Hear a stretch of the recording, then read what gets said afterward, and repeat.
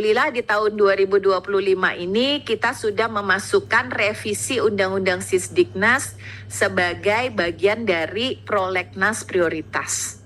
Nah, mudah-mudahan kita akan menggunakan, panjanya sudah dibentuk, dan tentunya kami merasa bahwa masukan Bapak Ibu hari ini otomatis akan menjadi juga bagian yang sangat penting di dalam revisi undang-undang tersebut. Kami beri waktu untuk Prof. Unifa. Silakan. Terima kasih pimpinan. Yang mulia, saya kasih waktu ya. Ketua Ketua Komisi 10 DPR RI yang menjadi sahabatnya para guru, Ibu, saya biar memanggilnya Mbak Hetifa, Pak, Ibu Dr. Insinyur Hetifa.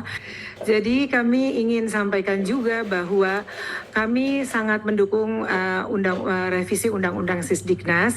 Namun demikian aspirasinya jangan sampai menghapus tunjangan profesi guru. Itu penting banget. Itu penting banget, itu aspirasi dari kawan-kawan, dan harapannya bahwa kita semua bisa memberikan kontribusi positif. Dan sebelum ini kan kami juga berharap adanya peta jalan pendidikan. Peta jalan pendidikan itulah sebagai jalan untuk untuk membuat revisi Undang-Undang Sisdiknas. Selain itu, Bapak Ibu sekalian, di dalam kesempatan ini kami juga menyampaikan terima kasih kepada kawan-kawan yang ikut streaming di luar sana, yang menyampaikan begitu banyak aspirasi para guru kepada DPR RI. Di samping ada harapan bahwa ada penyelesaian yang sangat berkeadilan terhadap honorer, ada berbagai hal yang tidak bisa saya sampaikan karena waktunya sangat singkat, tapi kami berharap bahwa teman-teman di Komisi 10 dapat menjadi jembatan seperti yang mereka sampaikan. Kami sangat berterima kasih kepada kawan-kawan Komisi 10 yang selalu menjadi jembatan aspirasi kami semuanya. Jadi itu, dan dalam waktu yang amat sangat singkat ini kami mempersilahkan Pak Wase dan Ibu Maharani untuk paparan, karena kami tahu sangat singkat. Nanti kami setengah jam di sini, setelah itu kami izin pamit karena harus menengok tante saya yang berpulang hari ini. Terima kasih. Wassalamualaikum warahmatullahi wabarakatuh. Kami persilakan Ibu Maharani Sofia dari Departemen Hukum. Siap. Mohon izin atas izin Ibu Ketum, yang mulia pimpinan dan anggota Komisi 10 DPR RI yang kami hormati, serta para undangan yang hadir pada hari ini. Kami mohon izin menyampaikan ada beberapa latar belakang mengapa PGRI merasa penting untuk diterbitkannya RUU Perlindungan Guru. Terkait dengan latar belakang ini, sebagaimana yang telah kami sampaikan dan tadi Ibu Ketum juga menyampaikan, ini berangkat dari maraknya kasus kekerasan yang menimpa guru dalam beberapa tahun ini. Ini seperti puncak gunung es, pimpinan yang kami hormati, jadi kemungkinan yang muncul selama ini baru di permukaan gitu ya, tapi sebenarnya kami meyakini bahwa selama ini telah terjadi beberapa kejadian terkait dengan kekerasan yang menimpa guru di daerah di seluruh Indonesia. Kemudian juga kami melihat bahwa kondisi perlindungan terhadap guru selama ini kian memprihatinkan.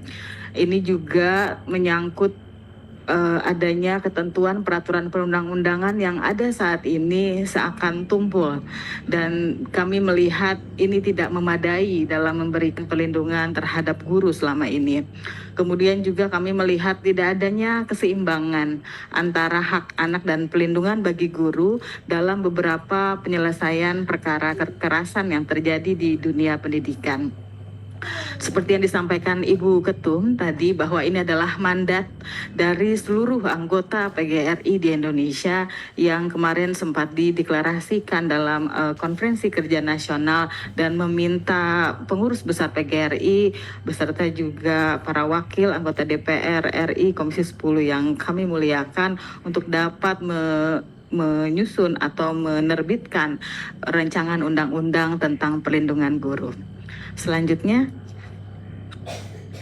Ini kami sampaikan bahwa ada juga mandat konstitusi yang kami lihat bahwa perlindungan terhadap guru merupakan bagian dari mandat konstitusi yang kita harapkan menjadi dasar bagi penyusunan rancangan undang-undang perlindungan guru. Selanjutnya, ada beberapa potret kekerasan, saya kira pimpinan dan anggota DPR RI yang kami muliakan pada hari ini juga para hadirin juga sering mendengar gitu di beberapa media beberapa kasus kekerasan terhadap guru. Iya, dan juga beberapa potret kekerasan terhadap guru yang memang muncul di permukaan dan menjadi perhatian media. Selanjutnya, ada juga beberapa catatan potret kekerasan terhadap guru. Mohon izin pimpinan dan anggota Komisi 10 yang kami hormati. Jadi PGRI telah mengembangkan database terkait dengan beberapa kasus kekerasan yang dialami di beberapa daerah oleh anggota PGRI se-Indonesia.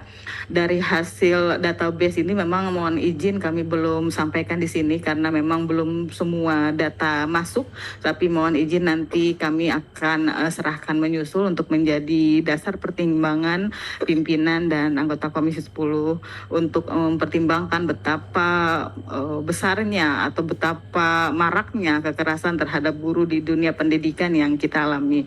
Salah satu contohnya di Kabupaten Bogor ada yang sudah melaporkan di database kami ada 97 kasus ya selama 2024. Itu baru satu kabupaten.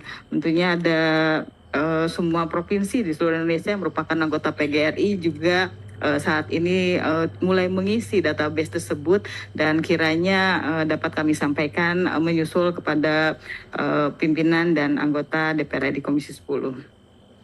Selanjutnya, terkait dengan kondisi perundang-undangan yang ada saat ini.